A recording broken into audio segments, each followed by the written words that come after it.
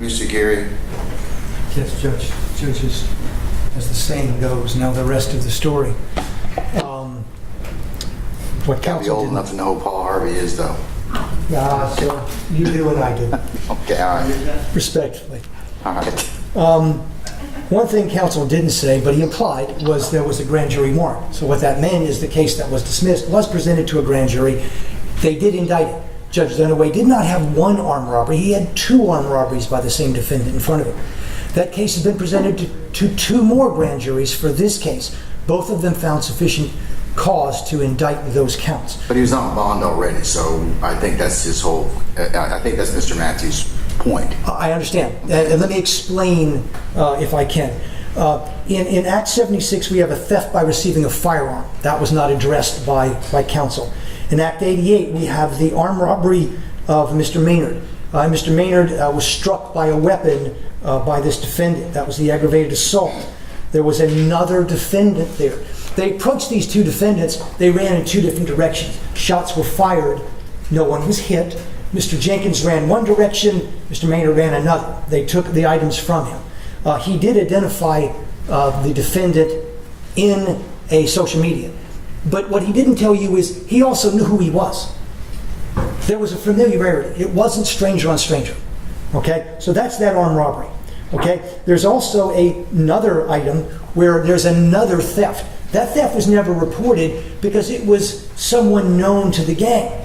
But because it was someone known to the gang, there's a communication between Defendant Williams and Defendant Huey basically saying if you don't take the property back, you're going to die. That's another robbery. That was not an armed robbery. Make sure close to the court. I'm not aware that there was a weapon used in that yet third one. Then there's the armed robbery of Gary Holloman and Demisha Copen. Mr. Holloman has recently passed since the indictment for cancer. So we still have witnesses sufficient, Judge.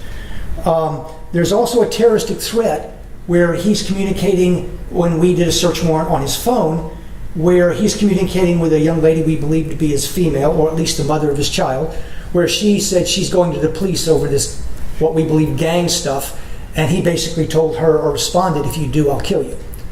So we've got that. In his phone, he also admitted to the commission of the crime. Okay? I believe that to be the second armed robbery. So that's also in his phone, since we're talking about evidence at this time, Judge.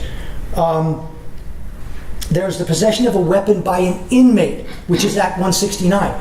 We went and searched their jail cells.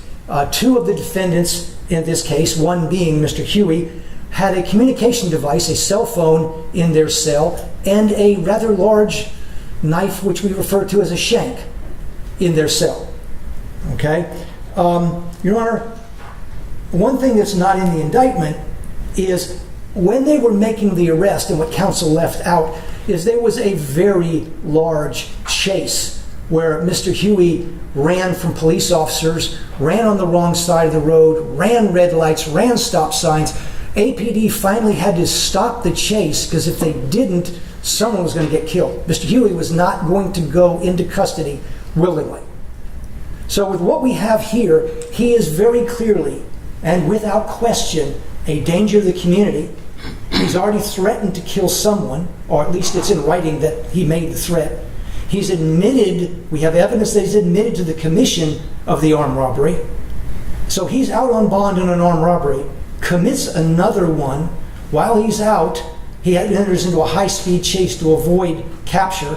He threatens to kill someone. When he's in custody, he's got a communication device that's illegal and a weapon.